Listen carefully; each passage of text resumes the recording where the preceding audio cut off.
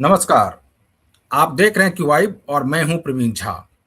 बात बिहार की करेंगे और बिहार में आज एक बहुत बड़ी खबर की करेंगे। खबर यह है कि नीतीश कुमार कल इस्तीफा सीएम पद से दे सकते हैं, लेकिन ये तो सभी को पता है कि नीतीश कुमार इस्तीफा कल देने वाले हैं और कल आखिरी बैठक होगी कैबिनेट की, उसके बाद वो इस्तीफा दे देंगे। लेकिन महामंथन हो रहा है भारतीय जनता पार्टी के अंदर, क्योंकि भारतीय जनता पार्टी जो है उनके तरफ से कोई जो है इस बार सीएम का चेहरा होगा और सीएम बनाए जाएंगे उनके तरफ से। तो इसके लिए केंद्रीय पर्यवेक्षक की भी नियुक्ति हुई है। उसमें शिवराज सिंह चौहान पटना पहुंचेंगे। पटना में बातचीत होगी कि कौन आखिर बने सीएम। क्या पहले से जो नाम तय है उनके नाम पर सहमति बनेगी या कुछ और चल रहा है नरेंद्र मोदी और अमित शाह के दिमाग में। इसीलिए केंद्रीय पर्यवेक्षक की नियुक्ति की गई है और वो भी शिवराज सिंह चौहान की नियुक्ति की गई है। सवाल बस इतना ही नहीं है, यहां तक तो भारतीय जनता पार्टी की बात हो गई, लेकिन एक खबर ये आ रही है कि नीतीश कुमार जो हैं वो बहुत ज्यादा सहज नहीं दिख रहे हैं। सहज नहीं दिखने का मेरा मतलब ये है कि नीतीश कुमार एक प्रकार से नाराज दिख रहे हैं। नाराज किस रूप में दिख रहे हैं? नाराज इस रूप में दिख रहे हैं कि जिसके नाम पर नीतीश कुमार अपना वीटो लगा चुके हैं, शायद वो नाम भारतीय जनता पार्टी के अंदर या उनके नेताओं को मंजूर नहीं है। इसका मतलब ये हुआ कि क्या सीएम पद पर अभी भी सस्पेंस बरकरार है? और अगर सीएम पद पर सस्पेंस बरकरार है तो कोई अगर नाम भारतीय जनता पार्टी की तरफ से आता है तो उस पर क्या नीतीश कुमार सहमत हो जाएंगे? अगर नीतीश कुमार सहमत नहीं होंगे तो फिर क्या होगा? क्योंकि लगातार ये कहा जा रहा है और खास करके जेडीयू के नेताओं के द्वारा भी कहा जा रहा है कि बिहार में अभी नीतीश कुमार का मॉडल ही चलेगा और नीतीश कुमार के जिसको नीतीश कुमार चाहेंगे उनके जरिए जो नाम पहले से दिया गया है भारतीय जनता पार्टी को, उनके नाम पर ही सहमति बनेगी, तभी ये सही से आगे चलेगा। अब इसके क्या मायने लगाए जाएं कि अगर भारतीय जनता पार्टी को जो नाम नीतीश कुमार ने सुझाए हैं, अगर उनके द्वारा उस नाम पर सहमति नहीं बनती है तो फिर क्या होगा? क्या नीतीश कुमार नाराज हो जाएंगे? इस सब पर आज हम लोग चर्चा करेंगे। इसके अलावा चर्चा इस पर भी हम लोग करेंगे कि कौन कौन मंत्री बनने वाले हैं और किस पार्टी से कितने मंत्री बनने वाले हैं। बताया ये जा रहा है कि एक मुख्यमंत्री तो भारतीय जनता पार्टी से और 10 मंत्री जो है वो भारतीय जनता पार्टी की ओर से बनाए जाएंगे और इधर से जो है जेडीयू की तरफ से एक उप मुख्यमंत्री और 9 मंत्री बनाए जाने की चर्चा है। इस सब पर आज हम लोग चर्चा करेंगे और इस चर्चा में हमारे वरिष्ठ पत्रकार संजीव प्रियदर्शी जी हमारे साथ जुड़े हुए हैं। संजीव जी से जानने की कोशिश करेंगे कि एक तो पहले जो ये केंद्रीय पर्यवेक्षक जो खास करके शिवराज सिंह चौहान पटना पहुंच रहे हैं, उनके आने का क्या मतलब है और क्या सिर्फ ये एक फॉर्मेलिटीज है उसी के तहत हो रहा है या आला कमान की तरफ से आम सहमति बनाने की कोशिश किसी और नाम पर भी की जा रही है जो पहले से स्थापित नाम नहीं है? क्या उन नामों पर भी आम सहमति बनाने की कोशिश हो रही है? तो संजीव जी आपकी प्रतिक्रिया जानना चाहेंगे कि आखिर शिवराज सिंह चौहान पटना क्यों जा रहे हैं? नमस्कार आपको और आपके दर्शकों को भी। देखिए, पटना में इस बात की चर्चा हो रही है कि वर्तमान में तो बीजेपी के विधायक दल के नेता और सरकार में नंबर 2 सम्राट चौधरी हैं ही। तो फिर ऐसा क्या है कि फिर से बीजेपी के विधायक दल की बैठक बुलाई जा रही है? क्योंकि विधायक दल के नेता तो ऑलरेडी हैं। बिल्कुल। और अगर उन्हीं का नाम तय है तो फिर विधायक दल की बैठक अलग से बुलाने की फिर क्या? तो इस तरह के कयास लग रहे हैं। और शिवराज सिंह चौहान, आपने भी बताया, शिवराज सिंह चौहान जी को भेजा गया, अनुभवी हैं और मध्यम मार्गी उनको माना जाता है। मतलब वो आडवाणी जी के भी खेमे के उतने ही हैं और मिला जुला के मोदी जी के साथ भी वो एडजस्ट कर चुके हैं। तो एक तरह से आप देखें कि वो आरएसएस के पृष्ठभूमि के भी हैं, ये भी गौर करना होगा। बिल्कुल। एबीवीपी, संघ, सारी पृष्ठभूमि उनके पास है। अब देखिए, अमूमन जब कोई पार्टी केंद्र में हुकूमत करती है और ज्यादातर राज्यों में हुकूमत करती है, और जो अभी बीजेपी का ट्रेंड है कि पर्ची जाया करती, तो हो सकता है शिवराज सिंह चौहान भी एक औपचारिकता पूरी करने आ रहे हो, जैसे राजनाथ सिंह ने राजस्थान में औपचारिकता पूरी की थी। तो अब बिल्कुल। उस पर्ची में किसका नाम है, किसका नहीं, क्योंकि मुझे, अगर विधायकों से राय ली जाएगी तो जी। 80 से 85% विधायक जो हैं वो सम्राट चौधरी के पक्ष में आ गए। कुछ एक हैं जो पसंद नहीं करते, लेकिन ज्यादातर विधायकों को लगता है कि सामाजिक समीकरण अगर सही रहे, और चूंकि नीतीश जी की भी उसमें सहमति है, तो ये बेहतर होगा कि, क्योंकि बिना अलायंस के तो बीजेपी जीत नहीं पाएगी, तो जेडीयू के साथ अलायंस रहे, इसके लिए नीतीश जी का मन रखना भी जरूरी है। तो अधिकतर बिल्कुल। बीजेपी के विधायकों को लगता है कि जब वो अब 4 साल बाद इलेक्शन में जाएंगे, तो फिर निश्चित रूप से उनको ऐसा कॉम्बिनेशन चाहिए, ऐसा अलायंस चाहिए जो जिता के ला सके, और वो जेडीयू के साथ ही हो सकता है। इसलिए अगर नीतीश जी ने ही, या नीतीश जी की इच्छा है कि सम्राट चौधरी को भी बनाया जाए, और निश्चित रूप से उनकी इच्छा है, क्योंकि नंबर 2 पे उनको रखा है सरकार में, तो वो मुख्यमंत्री का विशेषाधिकार है। और दूसरी बात बिल्कुल। ये है कि होम मिनिस्ट्री सम्राट चौधरी को मिली है, इससे भी उनके कद का अंदाजा लगाया जा सकता है। तो संकेत तो यही है प्रवीण जी कि अगर सब कुछ सामान्य रहा और बीजेपी जेडीयू के रिश्ते आगे भी चलें बेहतर तरीके से, तब तो फिर सम्राट चौधरी ही बीजेपी के विधायक दल के नेता चुने जाएंगे, और नहीं, कालांतर में एनडीए उनको संजीव जी, सीएम चुनेगी। जी। फिर ये बताइए कि जो संजय झा के बयान को आप किस रूप में देखते हैं? क्योंकि संजय झा ने कल कहा कि आप नीतीश कुमार को क्या भुला देंगे क्या?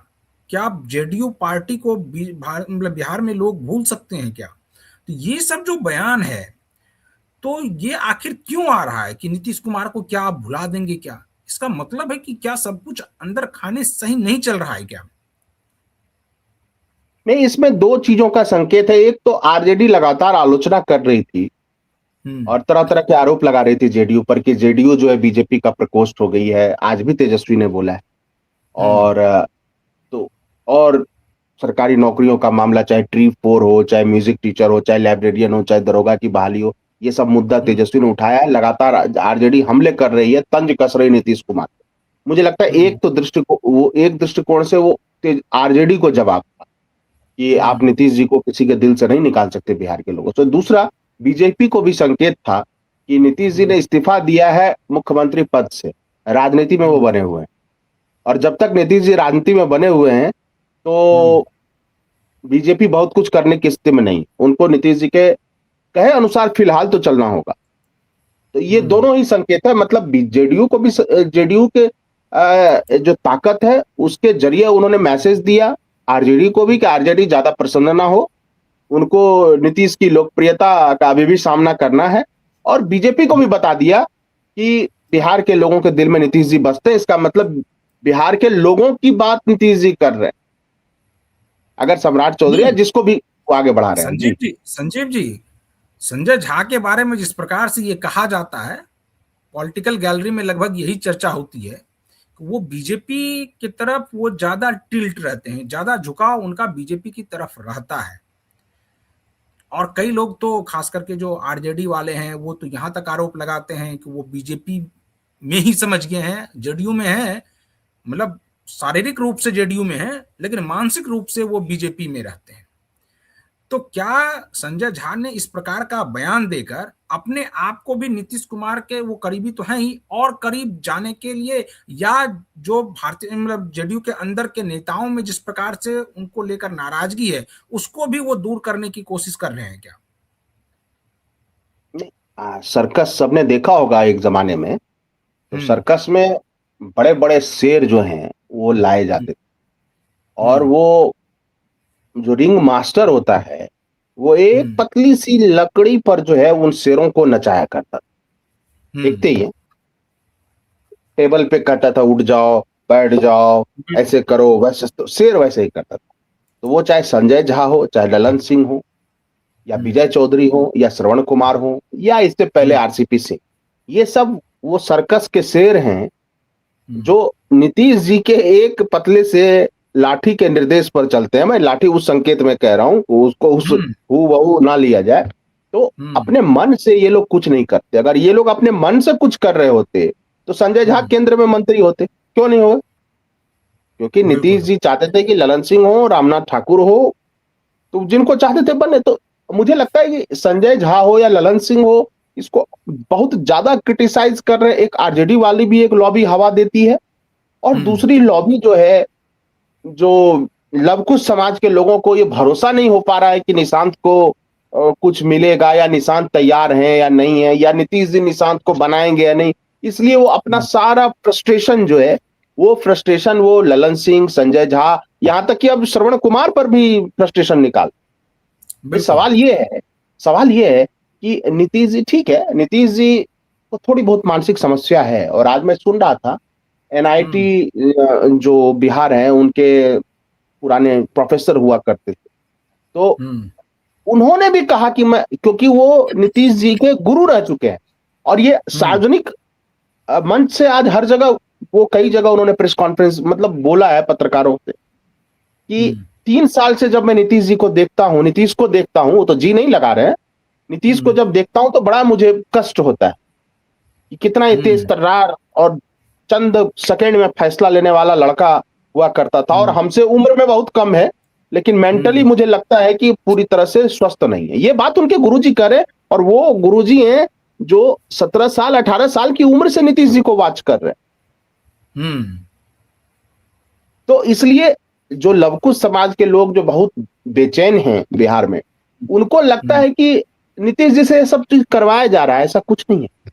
नीतीश जी अपनी स्थिति को देख रहे हैं, 4 साल की आगे की चुनौतियों को देख रहे हैं, और पार्टी को भी बचाना है। पार्टी को कोई संजय झा नहीं बचा पाएंगे, पार्टी को जेडीयू को कोई ललन सिंह नहीं बचा पाएंगे, पार्टी को कोई श्रवण कुमार नहीं बचा पाएंगे। जेडीयू को कोई बचाएगा तो वो निशांत ही बचाएंगे, और जेडीयू को आगे बढ़ाएंगे तो निशांत ही बढ़ाएंगे। फिर आपको संजीव जी क्या लगता है कि निशांत कुमार डिप्टी सीएम बनने जा रहे हैं या नहीं बनने जा रहे हैं? क्योंकि अगर देखिए, लगातार ये कहा जाता है कि अगर आप सत्ता में नहीं होते हैं तो आप फिर ना तो आप पार्टी में उस रूप से मतलब आपका दबदबा बरकरार रहेगा, और ना ही फिर आप चूंकि सत्ता में नहीं रहेंगे तो इधर से भी जो आपको भारतीय जनता पार्टी की तरफ से भी जो सहयोग मिलना चाहिए वो भी नहीं मिलेगा।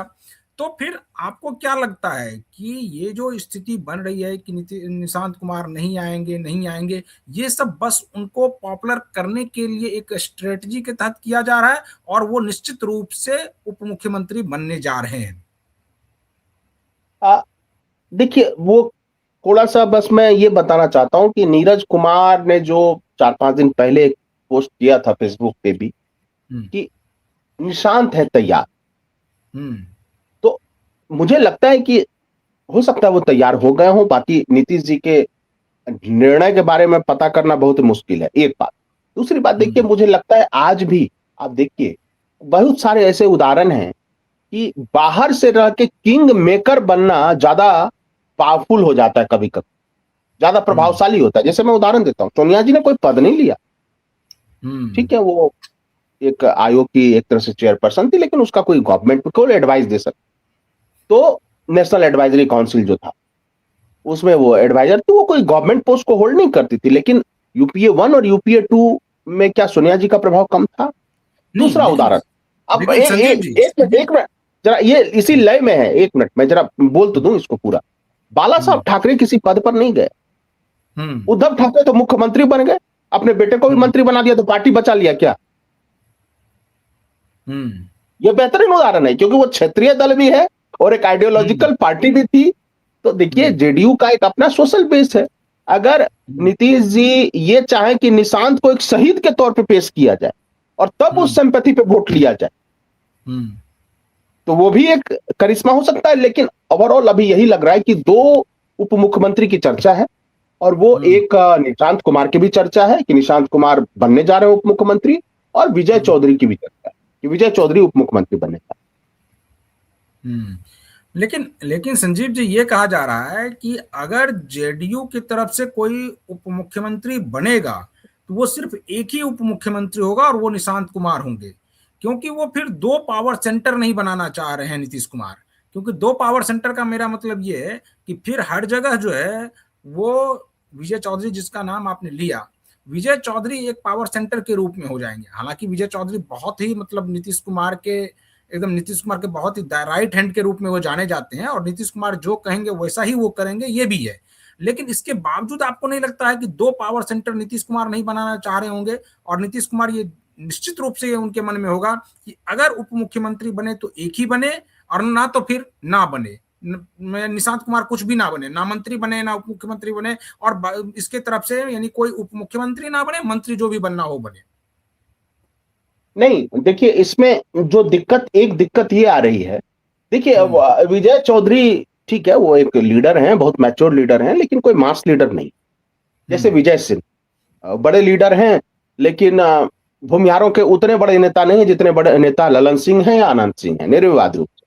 अब अगर मान लीजिए कि बीजेपी से जब सीएम होगा तो डिप्टी सीएम तो होगा नहीं, और जब डिप्टी सीएम नहीं होगा तो लवकुश समाज के तो मुख्यमंत्री उप मुख्यमंत्री बन जाएंगे, और सवर्ण समाज को आप उप मुख्यमंत्री का भी पद छीन लीजिएगा, जो कि आपका पेटेंट वोटर है, यूजीसी की वजह से विरोध की लहर भी है, तो इसका अच्छा मैसेज जो है ना बिहार में जाएगा ना यूपी के सवर्णों में जाएगा। यूपी के सवर्णों में तो यूजीसी को लेकर बहुत आक्रोश है, तो हो सकता है कि वो जेडीयू इस गैप को भरना चाहती हो कि चलिए सवर्ण समाज से भी हमें उप मुख्यमंत्री दे देते हैं, और इससे जेडीयू को यह होगा कि इन फ्यूचर उनको ललन सिंह और विजय चौधरी, मतलब दो बड़े भूमिहार समाज के नेता अगर उनके साथ रहेंगे तो भूमिहार समाज का आबादी भले कम हो, लेकिन 25-30 विधानसभा सीटों के नतीजों को प्रभावित करने की शक्ति भूमिहार समाज में आज भी है। तो वो भी दिमाग में हो नीतीश जी के, और लॉयल्टी भी है और अनुभव भी, यानी निशांत को एक अनुभवी राजनेता की भी जरूरत है, जो हर समय, अब कैबिनेट मीटिंग हो रही है तो हर समय वो रहेंगे विजय चौधरी, और चूंकि वो पार्लियामेंट्री अफेयर्स की मिनिस्टर रह चुके हैं लंबे समय से, उनको बहुत सारा अनुभव है, तो वो निशांत समझेंगे कि एक गार्जियन की तरह जो है निशांत के साथ हर समय रहेंगे, ये भी है। अच्छा संजीव जी एक सवाल ये भी है कि कहा यह भी जा रहा है, और खास करके राजनीतिक गलियारों में ये खबर अब फैलने लगी है कि ये जो केंद्रीय पर्यवेक्षक के रूप में शिवराज सिंह चौहान को भेजा गया है, ये सम्राट चौधरी को एक प्रकार से कन्विंस करने के लिए भेजा गया है कि आप जो है अभी मत बनिए, और अभी हम किसी फॉरवर्ड को एक सीएम बनाते हैं, क्योंकि यूजीसी को लेकर जो खास करके नाराजगी है बीजेपी की प्रति, वो नाराजगी दूर हो जाए, और आप आकर के ये बयान दीजिए कि नहीं, पार्टी के सच्चे सिपाही के नाते जो है वो हम जो है जो पार्टी हमें कह रही है उसके हिसाब से हम लोग करेंगे, और हम इनके नेतृत्व में आगे बढ़ेंगे। क्या आपको लगता है कि ऐसा भी कुछ प्रधानमंत्री सोच रहे हैं और वो कर सकते हैं 11th आवर में? मुझे हंसी आ रही इस बात पे। देखिए यूजीसी की वजह से तो एक आंख से तो अंधे हो ही गए हैं। अब अगर किसी सवर्ण को मुख्यमंत्री बनाएगी बीजेपी तो दूसरा आंख और बाकी दो टांग और दोनों हाथ, मतलब वो सब चला जाए। मुझे लगता है इतनी बड़ी आप ये करें कि 10% वोट जो है उस 10% वोट से भी वो 10% वोट भी कमाएंगे। नहीं, देखिए 10% वोट आपका आधार है, लेकिन बिहार एक अलग तरह का सोशल इक्वेशन पेश करता है। नहीं, मैं 10% की बात कर रहा हूं जिसमें कि सम्राट चौधरी फिट बैठते हैं। नहीं, 10% की बात नहीं है वो। आप देखिए 36% अति पिछड़ा और 26% लगभग पिछड़ा वर्ग। आप मतलब 62% को बिल्कुल साइडलाइन करके आप 10% में से बना देंगे, ये तो लोकतंत्र के लिए ठीक नहीं है। और ये भाजपा के लिए तो है कि तब तो कुल्हाड़ी पर जाके दोनों पैर मार देना और उस कुल्हाड़ी को पेट में भी घुसेड़ लेना, कुछ ऐसा ही होगा। मुझे लगता है वो तो आत्महत्या है, सुसाइडल होगा। वैसा अगर करते हैं तो सुसाइडल होगा। किसी सवर्ण, देखिए सवर्ण समाज का कोई नेता अगर वैसा ख्याति प्राप्त हो, जिसको जनता का समर्थन हासिल हो, तो उससे तो किसी को कोई दिक्कत नहीं। एक बात बताइए, लोकनायक जयप्रकाश जी जो थे कायस्थ समाज के ही थे, तो उन्हीं के तो शिष्य हैं सब, लालू जी, नीतीश जी, रामविलास जी।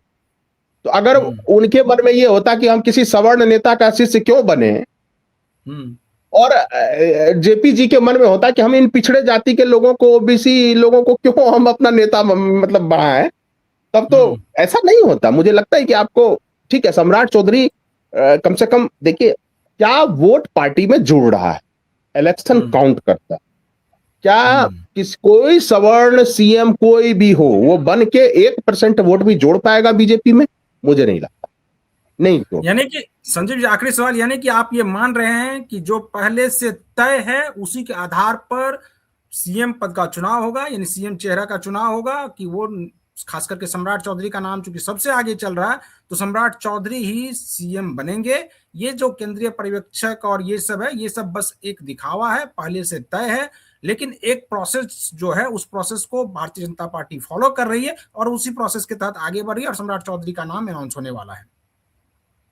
हाँ देखिए, इसमें थोड़ा सा मैं ये कहना चाहता हूं कि वो तो है, पार्लियामेंट्री प्रोसेस है, आपको करें पूरा तो और बेहतर ही है, उसमें कोई दिक्कत नहीं है। दूसरा, एक आला कमान को ये भी पता चल जाता है कि 89 जो हमारे विधायक हैं उसमें कितने सम्राट चौधरी के पक्ष के हैं और कितने नहीं है, वो सब उनको पता चल जाए। और कि जो भी अपने को नेता बता रहे हैं उनके पक्ष में कितने विधायक हैं ये भी पता चल जाएगा। तो आला कमान को एक सेट ऑफ इंफॉर्मेशन होगा बीजेपी के एमएलए की रुचि के बारे में, इंटरेस्ट के बारे में, एक तो ये पता चल जाए। दूसरी बात ये देखिए, बहुत सारे लोग ये कह रहे हैं कि जैसे बीजेपी पर्ची निकाल देती है, हमने भी इसकी चर्चा की, लेकिन बीजेपी कहां पर्ची निकालती है? जहां पे बीजेपी अपने दम पर बहुमत में, राजस्थान में कोई उनका अलायंस पार्टनर है, वो अपने दम पर बहुमत में तो अपने हिसाब से सीएम बना सकते हैं। हरियाणा में अपने दम पर बहुमत में है, अपने हिसाब से सीएम बना सकते हैं। दिल्ली में अपने हिसाब से बना सकते हैं। मध्य प्रदेश में अपने हिसाब से बना सकते हैं। छत्तीसगढ़ में अपने दम पर बहुमत है, उनको बना सकते हैं। उड़ीसा में भी अपने दम पर बहुमत में है, इसलिए अपने हिसाब की पर्ची निकाल दी उन्होंने। लेकिन क्या बिहार में केवल बीजेपी का ही सीएम होगा? क्या कोई सवर्ण समाज का सीएम देंगे तो क्या चिराग पासवान के लिए डर की बात नहीं है? क्या मांझी ये बात नहीं डरेंगे कि भविष्य में आरजेडी को आप थाली में सजा के बिहार की सत्ता सौंप रहे हैं, मुख्यमंत्री कुर्सी? क्योंकि आज ही उन्होंने अपना जो सोशलिस्ट, अपने स्टूडेंट यूनियन का नाम बदल के socialist student association of India कर दिया। तो मेरा ये कहना है कि वो उस फार्मूले, सोशल इक्वेशन को फिर से अगड़ा बनाम पिछड़ा करेगी आरजेडी। तो उस समय बीजेपी क्या करेगी? सवाल ये है। नीतीश जी ने तो कास्ट न्यूट्रल कर दिया मैटर को, अब खत्म हो गया था आगड़ा बनाम पिछड़ा, वो सब राजनीति दफन हो गई थी और एक डेवलपमेंट के और गवर्नमेंट जॉब, इंडस्ट्री, इस पर बिहार की राजनीति आ गई थी। क्या कोई सवर्ण को देकर फिर से उस 90 के दशक वाली राजनीति को बीजेपी वापस लाना चाहती है, जो सवर्णों के लिए भी खतरनाक है और बीजेपी के लिए भी खतरनाक है, जेडीयू और एनडीए के अलायंस के लिए भी खतरनाक है, और फायदा केवल एक को है, आरजेडी को है? तो ऐसी गलती ना करे तो बेहतर होगा। चलिए संजीव जी, तो आज हम लोग इस डिबेट को यहीं पर खत्म करते हैं। कल देखते हैं कि कल क्या फैसला नीतीश कुमार लेते हैं, क्योंकि कल जो है वो नीतीश कुमार आखिरी दिन कैबिनेट बैठक लेंगे और उसके बाद जो है वो इस्तीफा देंगे। अब देखिए आगे आगे होता है क्या। तो बाकी तमाम खबरों के लिए आप बने रहिए क्यूआईएम के साथ। मुझे दीजिए अनुमति। नमस्कार।